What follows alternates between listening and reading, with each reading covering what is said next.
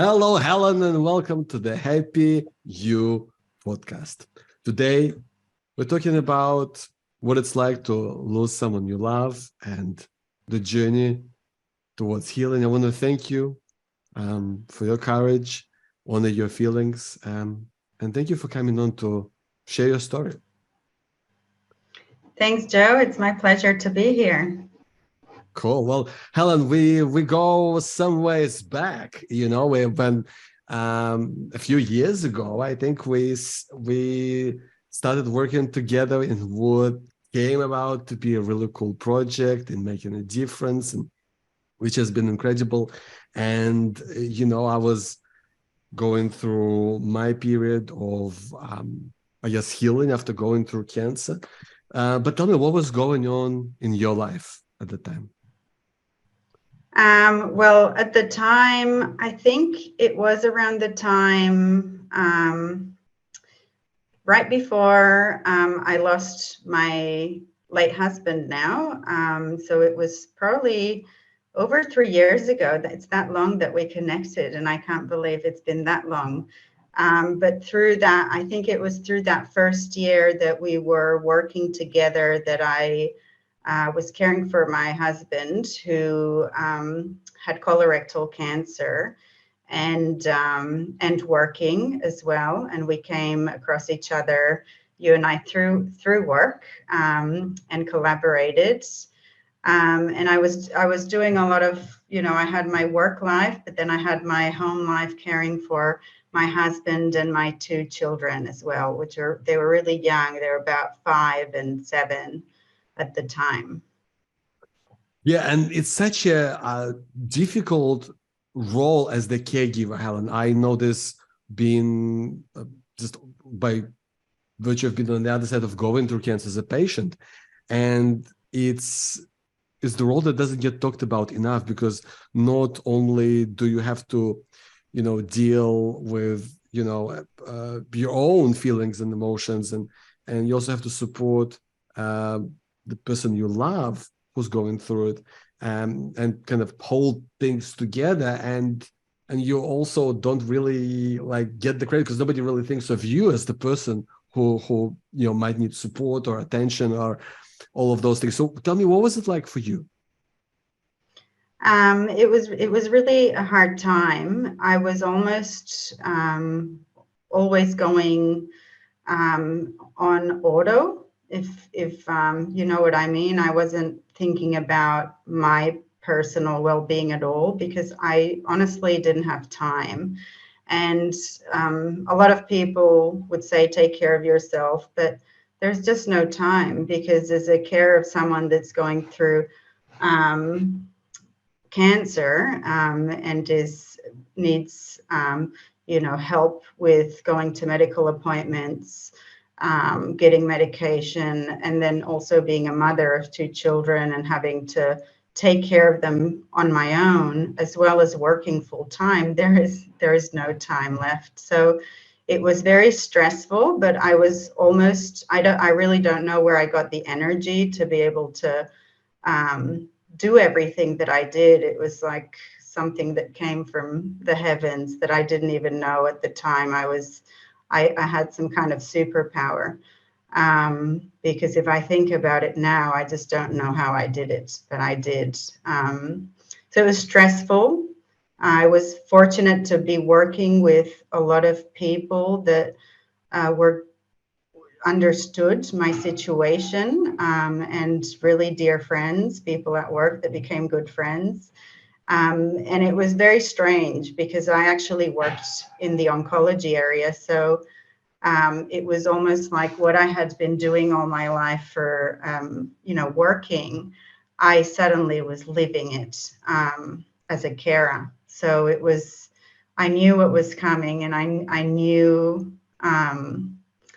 I knew the situation from other stories that had other families that had suffered similar experiences, and now it was happening to me. So it was almost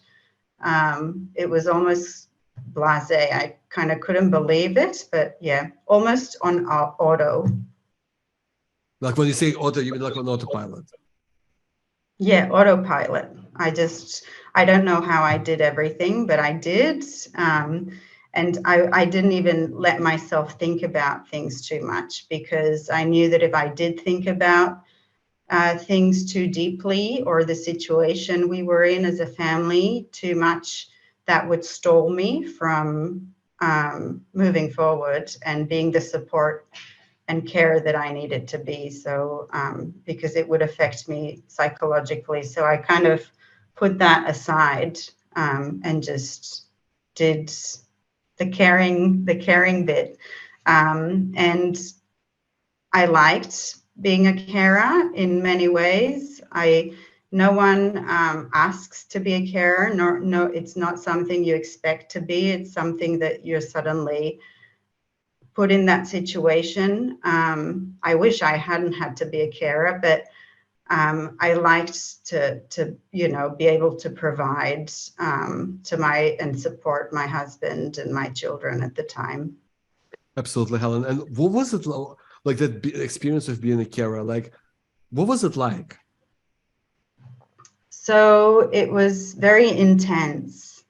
I can only describe it with that one word. In everything was intense.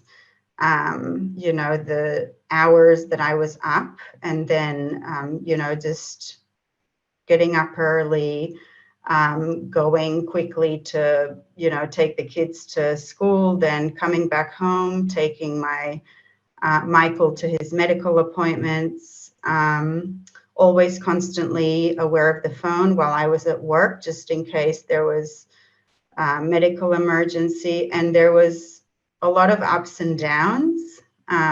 So especially with cancer, I think it's very difficult, because you get bad news, and then you get good news, and then you get bad news again, and then you get good news. And it's almost like a roller coaster, that you just have to keep riding and enjoy the highs and just get through the lows. So it was almost like a race to always get to the highs. So very intense time of my life. Absolutely. And what was it like for Michael? And tell me, like what? Just tell me about Michael. Yeah, Michael was 35 when he got diagnosed, almost 36. And it was a total shock. I remember he started off having symptoms, where he had tummy aches and he had urgency to go to the bathroom. And initially he was told he just had a stomach bug. So they gave him antibiotics. And then following that, he still had symptoms and they got worse. And so then they thought he might have some kind of food allergy. Maybe he was lactose intolerant, gluten intolerant. Perhaps he had Crohn's disease or ulcerative colitis. So he had to do a lot of tests. And it wasn't until he had blood in his stools that the GP was more concerned, and did more serious tests and sent him to see the gastro specialist. And then the gastroenterologist actually said to him, it's very, you probably have Crohn's disease or ulcerative colitis. And I remember Michael was devastated. But then, and he said, it's maybe 2% chance you've got cancer. And, and so he had a colonoscopy, and then they found, it was a shock. But I got a call from the nurse to go and sit with him while he was waking up. And that kind of made me think, it's strange the nurse is calling me to sit with him. And then I kind of thought, yeah, strange. And when we got told that he had cancer, we were absolutely shocked, although I worked in that space. Michael was, a young dad. We had young children. We felt like it was the start of our life, almost. We had a really beautiful house, young children. We had a lot of plans. He had just, got a really good job. So, and I had a good job. So we were kind of, the start of parenthood and life, and had a lot of plans for the future. So that kind of put a stop to all of that, all the plans in all of our life. And we were suddenly just always focused on the cancer and him getting better. And it almost totally gave us another path in life. We had to stop all of our plans to just focus on that. So he had lots of friends. He was very social. And he liked to, do lots of sports. He was a basketball player. And he just really enjoyed life. We just, we went out on lots of trips. We'd go on traveling together with the children to Spain every year, to see my family. And we had a really good life. So when the news came, it was kind of very, very devastating. And that crazy roller coaster of going through the highs and the lows, Mm-hmm. of going through cancer, that whole period, you being a carer. Like, what is maybe one or two memories that really comes to you now that really kind of stand out as being kind of really strong? Well, definitely the memory of us getting the news. I remember it like it was yesterday. I remember what the kids were doing, what our plans were. After he had his colonoscopy, we wanted to go out and have dinner because he hadn't eaten for 24 hours. Yeah. So, and we had a au pair at the time. So she was with the children waiting out. I remember that moment clearly. That was something I'll never forget. When the moment he died and the last couple of days, that's something I'll always remember. It was almost unreal, to be honest. And he was almost like a different person by then. But it was, having managing the children that day, and how to tell the children, although they kind of knew it was coming, but you always never understand death, and especially as a child. So that I will never forget. That was a difficult time. And then I think, the last trip we did together was really memorable. So we knew what was coming. So we made sure we took a really fun camping trip. Actually, we took a caravan, which is definitely nothing I would ever do. I like hotels better, but he wanted to take a caravan trip with the children, and go up the coast from Newcastle to Brisbane, and just spend some time together and make a really memorable trip. So I remember that one clearly as well. Yeah, absolutely. And it's just beautiful the way that you talk about it. And speaking of kids, Helen, like, what was it like, I guess, from the time that Michael got diagnosed and all the way to Michael passing away? Like, what was it like? How did you guys talk to the kids? What was it like? So Gemma, my daughter, she was pretty young. So she would probably been about 3 when he was diagnosed, almost 4. And my son was about around 5, almost 6. So he remembers it more. At the beginning, we kind of just told them that Daddy was sick, and that he was going to be sick for a while, and that, the doctors were trying to help him. And they kind of, my daughter didn't really realize much at the time, but my son did. And as time went by, we kind of started telling him a little bit more about it. So he'd go to school and he'd just talk to the teachers about it like it was a normal sickness. And I remember my son recently, not that long ago, telling me, Mommy, when you told me that Daddy was sick and he had cancer and that it was serious, I thought it was serious, like he had a really bad cold. He said, I didn't understand that it was so serious that he could die. So yeah, he'd go to school and say, my dad has cancer. And, he would tell people and the teachers, and he didn't realize the seriousness of it until later. And he was a bit older. He was, 7, 8. He started realizing that Daddy was really, really sick, and Daddy had changed a lot. And then my daughter I think he probably barely remembers Michael as Michael before cancer. But she realized really at the end how sick he was, when he was in his last few months. I think it was really hard the last few months when he was Michael started losing it a little bit at the last month. He started, sometimes he would just maybe think he was somebody else and say some weird things. And the kids sometimes would be like, what's Daddy saying? Or what's wrong with him? Why is he saying that? One time, this is a funny story that we always remember.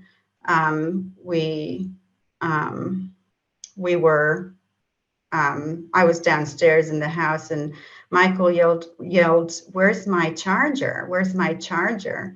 And I said, "What charger? Your phone charger?" And he said, "No, my charger for my suit." And I said, "What suit?" And we had watched one of those superhero movies the night before. Right. And he thought he was one of those superheroes. I can't remember the name of the superhero right now. It's the one, I can't remember, but he needed the charger for his suit. And then I looked at him and I said, and I went upstairs and I said, "Do you know what you just asked me for? You asked me for the charger for your superhero suit." And he kind of looked at the empty air, and the kids were looking at me like, what's he talking about? And then he realized, oh my gosh, what have I said? So the kids started noticing those things a little bit. And that was sad, because I think that's when they really noticed, that he was really declining. So with kids, it's hard because you don't know what to tell them and what not to tell them. Michael was very scared of being completely honest with them because he didn't want to make them sad. And to be honest, he didn't want to believe it himself that he was going to die. And that was difficult for me because I was the opposite. I wanted to tell the children because I knew what was coming, and I didn't want them to be shocked. I wanted them to understand it when it happened. So we kind of didn't agree on that, and that was hard for me because, it was going to be for me left to manage, and for the well-being of the children. But Michael didn't want to believe it himself, so he didn't want to tell people that he was going to die because he didn't want to believe he was going to die because he didn't want to lose the hope. And I understood that as well. So it was, like a catch-22 type of situation. And you used the word intense as well, Helen. What was it like for you? Because I mean, that's just such a crazy and just time.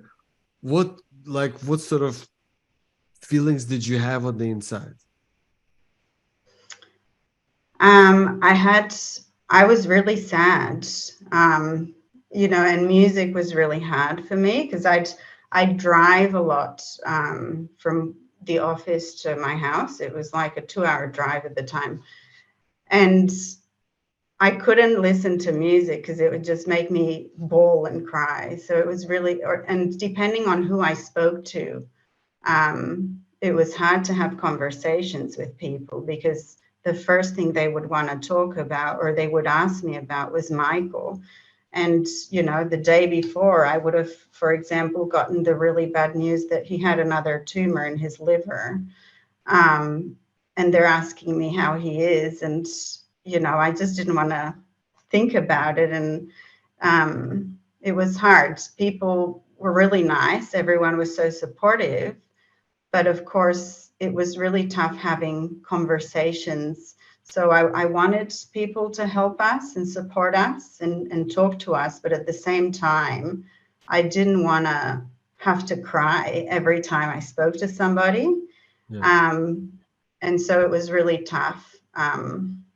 Yeah, it was sad. It was just sad. Yeah. So, but I couldn't be sad like around Michael. I didn't cry very much.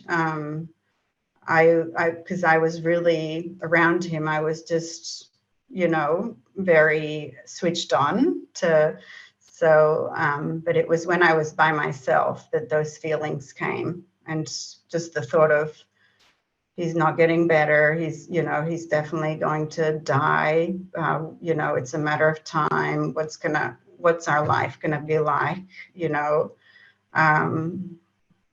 trying to find help for him. You know, trying to find other options, but there's no options for him. So really trying to change my way of thinking as to we need to live today and enjoy the time we have because we never know what's going to happen tomorrow. And just trying to think like that, but in a time that is so sad and where things are changing constantly was really, really tough. And that's where the intensity comes. The feelings were all over the place. And it's hard, you know, when you feel like just being sad, but you kind of can't because you have to work, because you have to be around the children, because you don't want, you know, I didn't want Michael to see that I was really sad. So kind of keeping that to myself until I was by myself, that was really hard. And you know, it's so tough to do what you were describing and trying to stay in the moment and enjoy the things that you can enjoy. Like, was there something that was helping you to feel that way?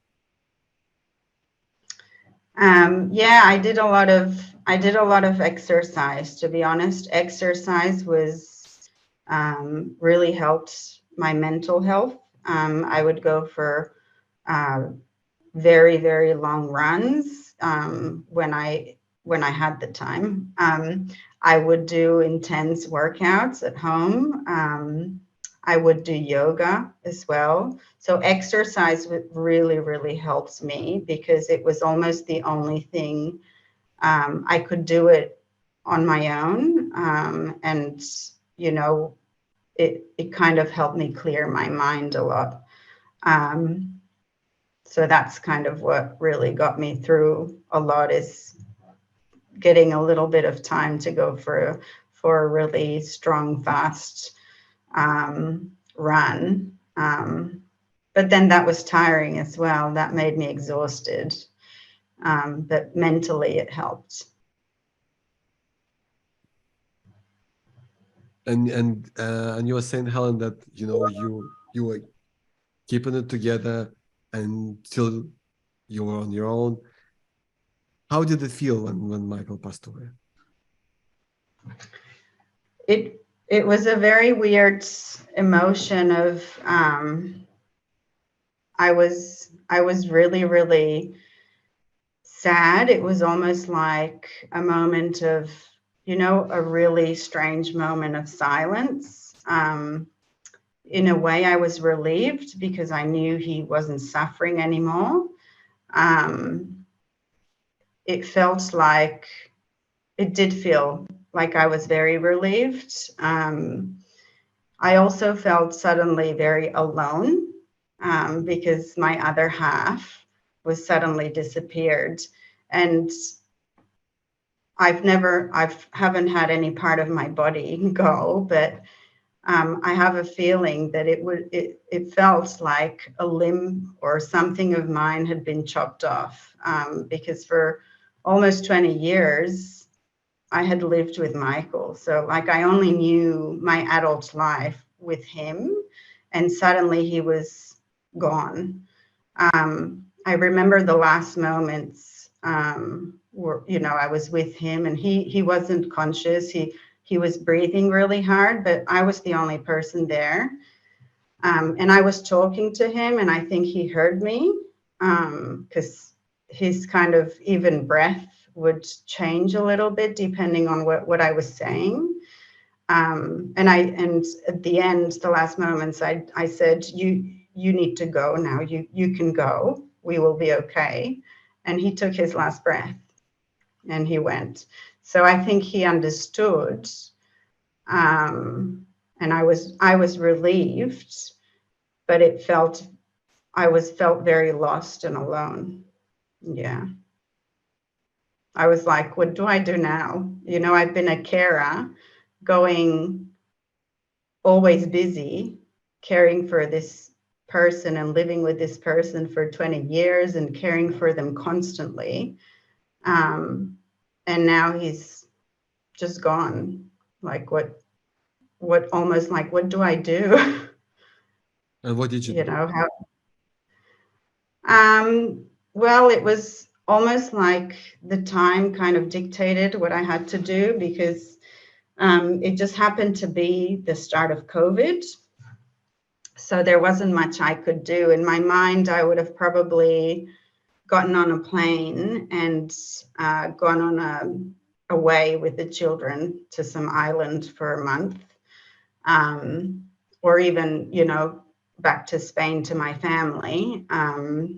But I couldn't. So the children and I it was literally that day, that week, that COVID there was a lockdown in Australia. And I mean, it was very intense because, to be honest, I was suddenly in shock with all of these feelings. And even in the hospital right away, as soon as Michael passed away, you know, people contacted me about the funeral. And 2 days later, I had the funeral people at my house, telling me we have to have the funeral in 4 days at the latest, because after that, we can't have anyone at the funeral, because of COVID. So if you want to have some kind of funeral celebration, type of thing, you have to do it in 4 or 5 days.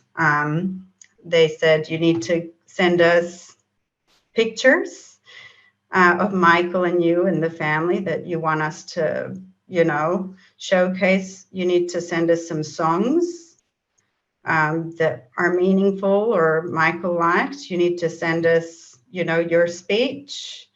Tell us who's going to speak. And Michael had just passed away 2 days ago.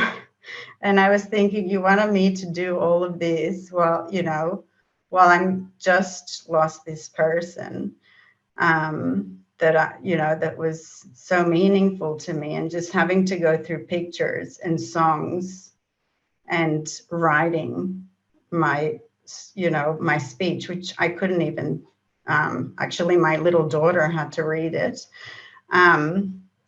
was really, really hard. So that's what I had to do. I mean, the day he passed away, I felt very lost and relieved and kind of alone, and it was strange.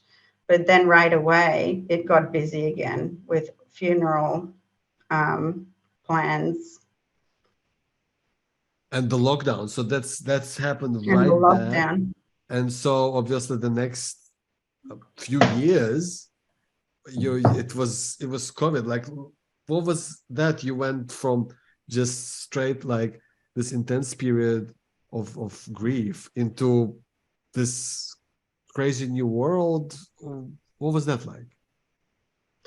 It was very strange, a very strange time. And in a way, I think COVID was good for Yeah. us, for my family, because in a way it kind of gave me time to mourn without too many people around me. So my kids and I could, be together and mourn together without having to think of driving to places like work or driving the kids to school or but on the other hand, it did feel very isolating and very alone because my family couldn't come and visit. No one barely could come and visit. Um, we couldn't go anywhere. So we were kind of forced to stay in the one place. And I just immersed myself in work. We had a lot of conversations during that time, Joe.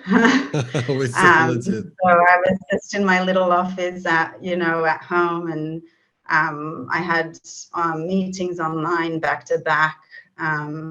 And it was very, very, isolating, but in a way it was good for us to kind of mourn and think about what direction we wanted to take next in life. At the same time, right after, somebody dies in the funeral, then you have the really difficult part of,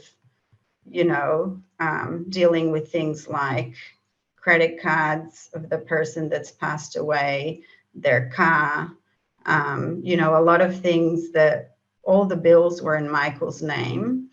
So changing all of that, emails, addresses that I didn't know his password. So a lot of information that I needed to get was like having to be a detective. And that was really hard. Even, my son with his PlayStation, it was under an account that Michael had made with a password, and we didn't know how to manage that. So it was all of these little things kept happening that kept kept me reminding of what had just happened, and it was really hard.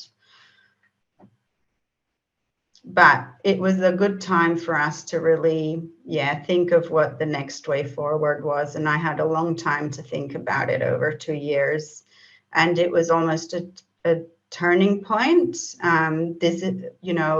Losing Michael was the most awful thing that's happened to us. But at the same time, it really gave me the opportunity to see life with a different light and see the value of every moment and every day, and all relationships, and how grateful we should be for what we have. And the memories and the experiences that we get to have in this world, and that we can't waste any moment, because it's everything, is very valuable in life. So we can't waste any time, because time is the only thing you can't buy. And it really highlighted that to me, this experience. And so my way of thinking really changed. Yeah, that's incredible, Helen. And when you say that your thinking has changed, what do you think was also played a part? Was it the time that you really did have time to talk to the kids? You had time to be on your own. You obviously couldn't be out with people even if you wanted to. How did that, how did you think about it? Did you have lots of conversations with the kids? Were you journaling? Were you thinking of things on your own? Like how did that work for you? Well, I had never really thought about, I never had time to think about my life as a single mother, because, as soon as Michael got sick, I just started caring for him, and it was almost like a race until his last day, and even a few months after, to get a lot of things sorted after he passed away. So having this time during COVID, kind of in lockdown, I started experiencing life as a single mother.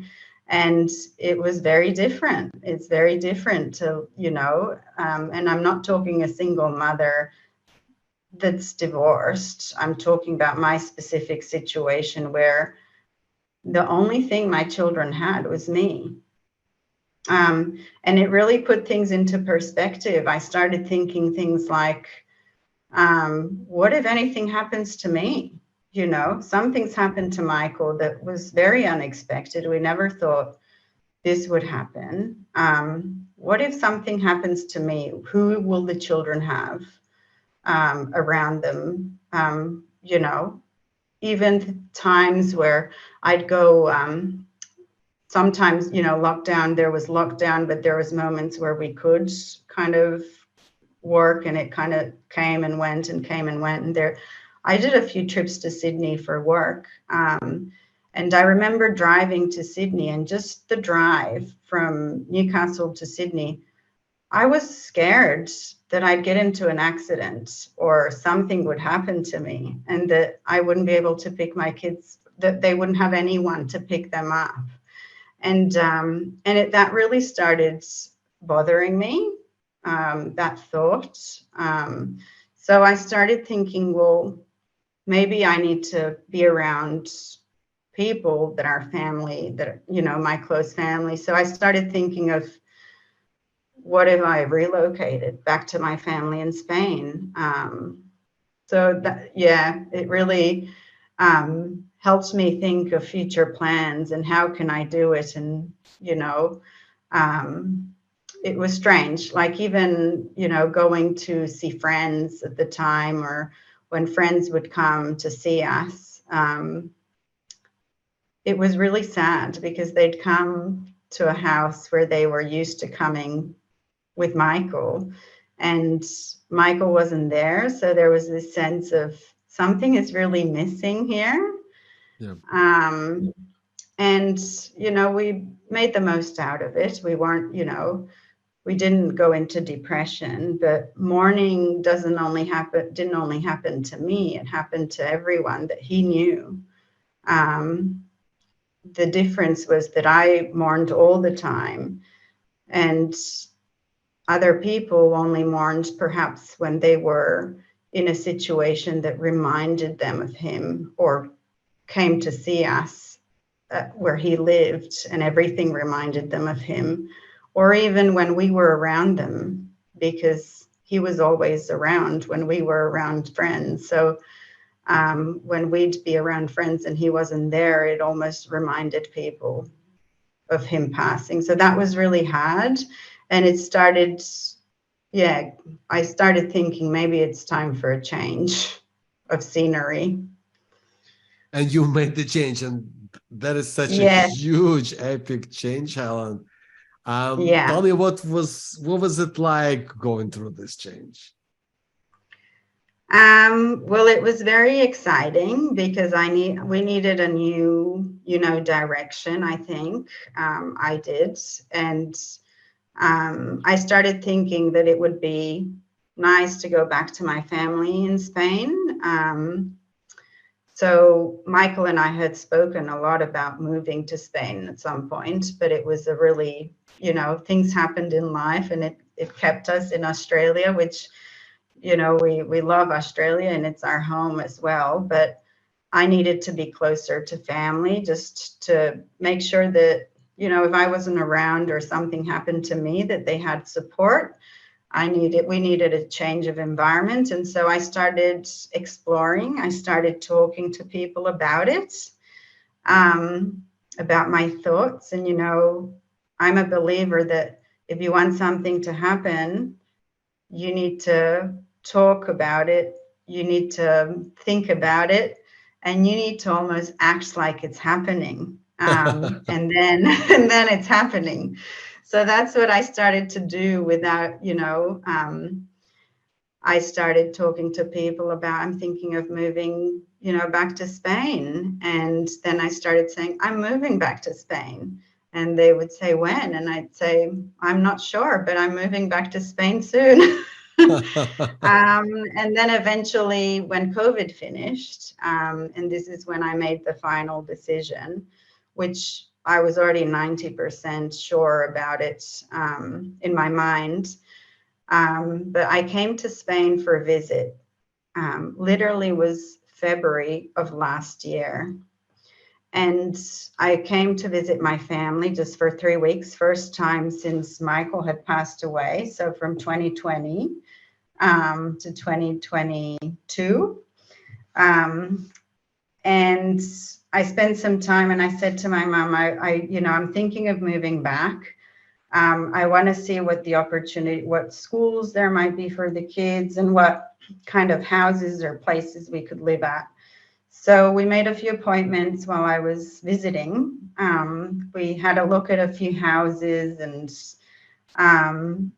then, I hadn't signed them up to a school yet when I left, and we hadn't bought or rented a house or anything like that. But by the time I got back to Australia, I had made the decision that that's what I wanted to do, to move back to Spain with the kids and the 2 dogs and my cat. Yeah. So then I just made it happen. That was in February, and in August I was in Spain.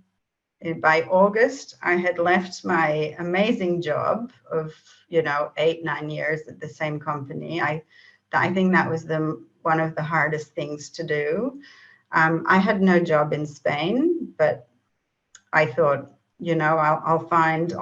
I'll make it work. So I left my job. I put my house for sale. Told the school and all our friends our plan, and I booked a ticket. Actually, I booked 3 tickets, and I started organizing pet travel. And I think when I booked the tickets and I did the pet travel, that was kind of like, okay, my tickets are on this day to fly to Spain. So I need to sell the house and I need to leave my job and I need to do all of these things by these dates so I can make that flight. Well, Helen, you're such an inspirational person in so many ways, but I just love that this idea that you just make things happen.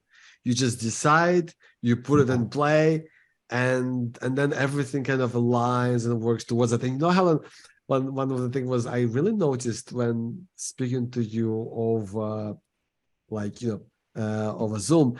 And when you were in Spain, like all of a sudden, it seemed like you looked different.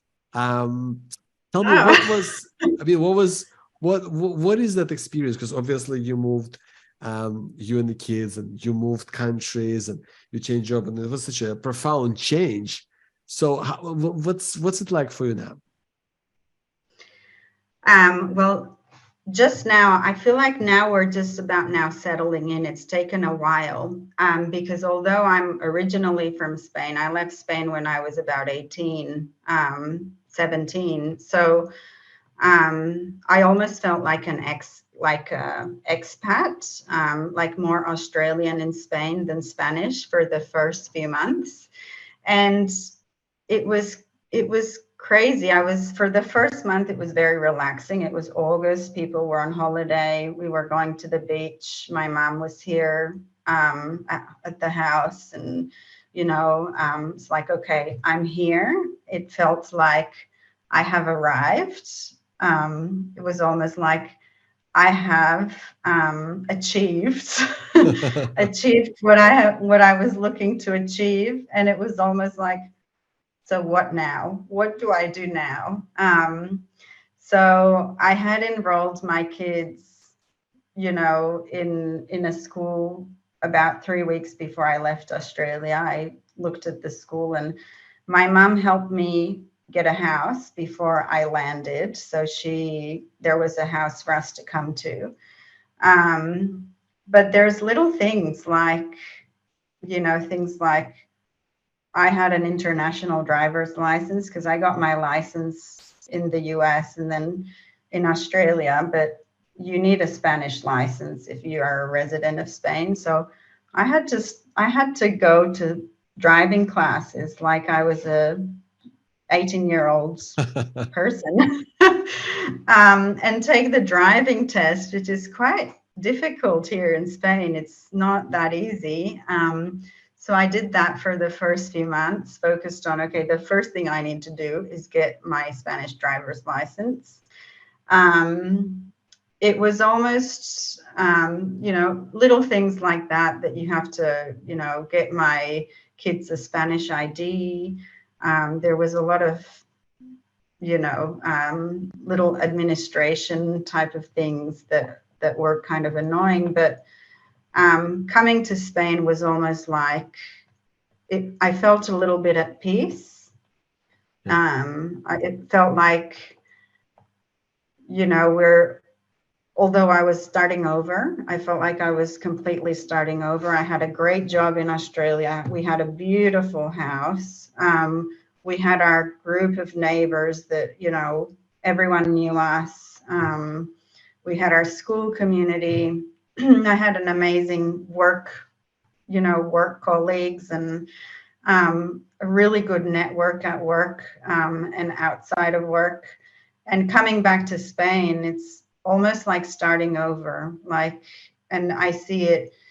It's sad to leave. It was sad to leave everything I had in Australia, but it's almost like an opportunity to start over as me. Yeah. Because in Australia, I felt like I was me and Michael and I. So it felt more comfortable to be me here. Yeah, I suppose I describe it like that. Exactly. Wow. I just love the way that you describe it, Helen. And so being me, like what Helen is like being you today. What are your plans? What are your dreams? What are your hopes? What does the future hold? Well, I don't have a crystal ball, so I can't really tell you. But as I said, I'm a believer of what you want, you need to say, and you need to think and believe, and then it'll happen. So, I mean, my hopes and dreams. I've got a good job. I started working in February, so at another similar situation than I was working in Australia. So that's great. But my hope now, putting everything else aside as me, is that I feel like I want to grow as a person every day, and I want to really make every moment count. And I really want to travel around Europe with my kids and the Caribbean. So we booked a cruise already for this August all around the Mediterranean. Cool. I want my children to see the world with me, and I want to make sure that they've got lots and lots of really exciting and amazing memories and experiences as children, so they can remember that when they grow up. And yeah, I just really love collaborating and supporting people and helping people. I think it doesn't come only from my previous work that I did in Australia, but also it's just a personal, I just get so much out of helping people and people that have gone through difficult situations and suffering, because I know what it's like. So if I can help others that are going through a similar situation, that gives me a lot of positive energy and positive vibrations, and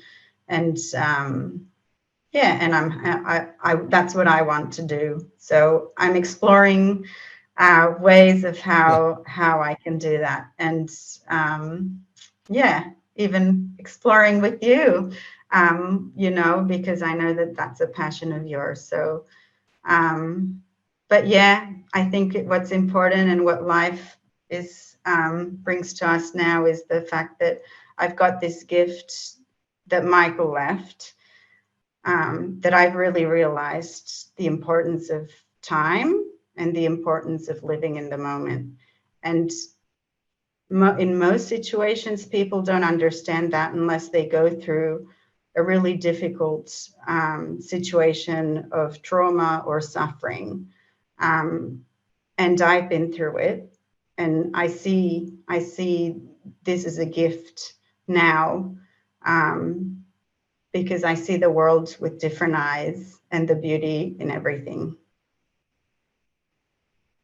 Thank you for sharing your gift, Helen. Thank you for sharing your truth. Thank you for being here. Thank you, Joe. It's been a pleasure. Thanks for letting me share.